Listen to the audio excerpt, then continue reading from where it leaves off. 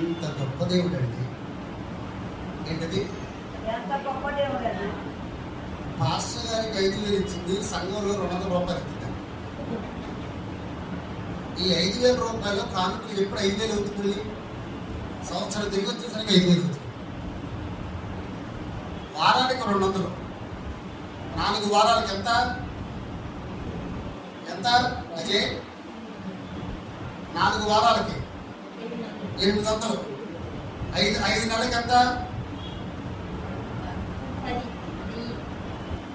అదే దేవునికి స్తోత్రం. హల్లెలూయా. 6 నెలల కంటిన్యూగా వారానికి 200 దేవుని సందులో బుక్కులు విప్పితే 6 నెలలకు 5,000 అవుతుంది. అంతేనా? కానీ ఏమేం చేసింది? ఆ పాస్టర్ గారికి ఎప్పుడన్నా కానుక దశంభాగం చేతిలో పెట్టిద్దా? ఆయన చెప్తానన్నాడంటే ఏమైంది?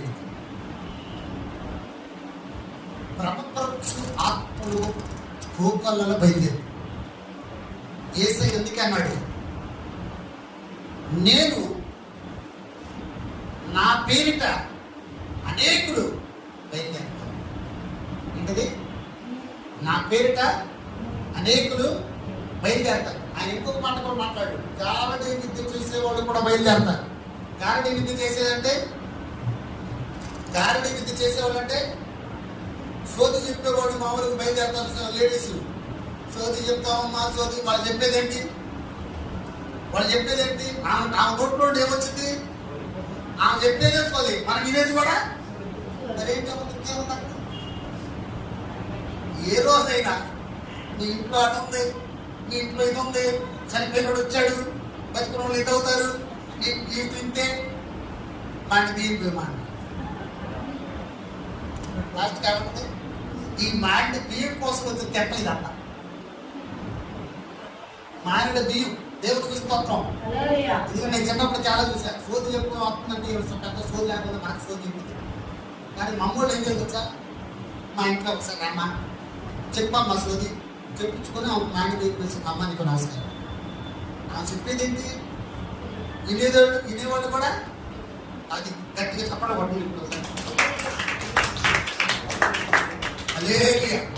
హల్లెలూయా. కొంతమంది నీ చేయి చూసి చెప్తావు అంటారు, నా కళ్ళల్లో కళ్ళు చూసి చెప్పు అంటారు. నీ నుదుటిన ఏముంటది? ఒక రాత్రమని అంటారు, ఎడకేదో తెలిసినట్టు. ఆ రాత్రి ఆమె తెలియదు. ఒక ఆమె నేను వెళ్తాంటే ఒక రోజు టిఫిన్ కోసం వెళ్తే నా పక్క నుంచో ఉంది. ఇలా చూసే ఉరికి నేను పాసిపోయి మొగంతోనే వెళ్ళాను. నాకు ఏముందో తెలుసా? నీ లోపల సూర్యుడు నిగనగనగా రాస్తున్నాడు. ఏముంది? నా లోపల సూర్యుడు నిగనగా, నా లోపల ఉన్నది ఒకే పాయింట్. సూర్యుడు నిగనగ రాకుండా నాకేదో కోటి వచ్చింది. ఏం చేస్తాను? సూర్యుడు చెప్తాను, నీకు వస్తాను. అదే బాగుంది. సూర్యుడు చెప్పించుకుని 100 రూపాయలు తీసుకుంటాను. అవునా కదా? ఏమండి, ఎవరి జీవితాల్లో సూర్యుడు నిగనగా ఆడతారా? లేదా నా జీవితాల్లో నిగనగా ఆడతారా? దేవునికి స్తోత్రం. హల్లెలూయా. నిద్ర కళతో వెళ్ళాడు టిఫిన్ కోసం. ఆ రోజు ఎక్కడ మీటింగ్కి వచ్చి నిద్ర కళతో వెళ్ళా. ఆయన ఏమంటుంది తెలుసా? తడుపు మెరిసిపోతున్నాడు. ఏం తడుపు మెరిసిపోతాడు? ఆల్రెడీ మెరిసిపోతున్నాడు. దేవుడు గట్టిగా చప్పట్లు కొట్టాలి. హల్లెలూయా. హల్లెలూయా. యెషయా ప్రవక్త ఒక మాట చెప్తే, యెషయా ప్రవక్త యేసు క్రీస్తు ప్రభు వారి గురించి 700 సంవత్సరాల క్రితమే ఆయన బయలుపరిచాడు. దేవుడికి స్తోత్రం. ఏమని బయలుపరిచాడు తెలుసా? యేసు క్రీస్తు ప్రభు వారి లోకానికి వస్తారు. ఆయన ఈ లోకంలో ప్రతి మనిషి కోసం ఆయన చనిపోతాడు. ప్రతి మనిషి కోసం ఆయన సిలువ కట్టబడతాడు. ప్రతి మనిషి కోసం ఆయన తన రక్తాన్ని ధారపోస్తాడు. ప్రతి మనిషి కోసం ఆయన చనిపోతాడు. ప్రతి మనిషి కోసం చనిపోయినటువంటి యేసు క్రీస్తు ప్రభువు మళ్ళీ ఇస్తారు.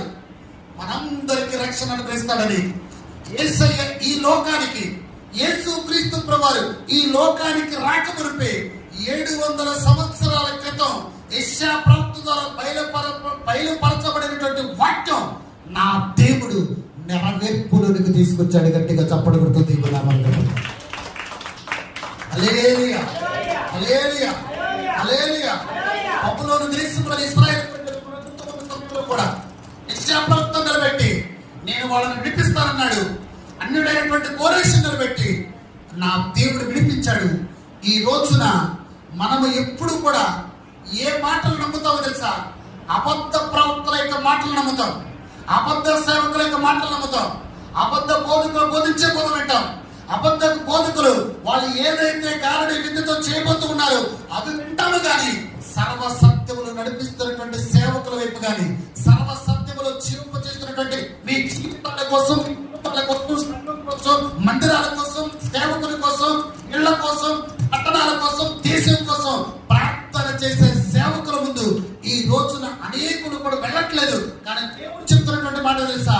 ఎప్పుడు కూడా ప్రార్థన చేసే సేవకుల జీవితం ఎప్పుడు ఒకే విధంగా ఉండదు. గట్టిగా చప్పట్లు కొడుతుంది. దేవుని మీద ఆధారపడే సేవకుని యొక్క జీవితం ఒకే విధంగా ఉండదు. నా దేవుడు మార్పులను తీసుకొస్తాడు. ఎలా మార్పులను తీసుకొస్తాడు తెలుసా? ప్రపంచం తలకిందులైనా కూడా ఆయన చెప్తున్న మాట ఏంటి తెలుసా? నా సేవకుడు ఎంత ప్రార్థన చేశాడు, సంఘం కోసం ఎంత ప్రార్థన చేశాడు, పట్టణాల కోసం ఎంత ప్రార్థన చేశాడు, దేశం కోసం ఎంత ప్రార్థన చేశాడు. ఈ రోజు నా సేవకుని బయటికి తీసుకొస్తానని ఏదో ఒక రోజున దేవుని మీద ఆధారపడినటువంటి ఏ సేవకునైనా నా దేవుడు తలగా ఉంచుతాడు తప్ప తోకగా ఉంచడు. అది ఈ రోజున దేవుడు మనతో మాట్లాడుతున్నటువంటి మాట. గట్టిగా చెప్పడం దేవుడు.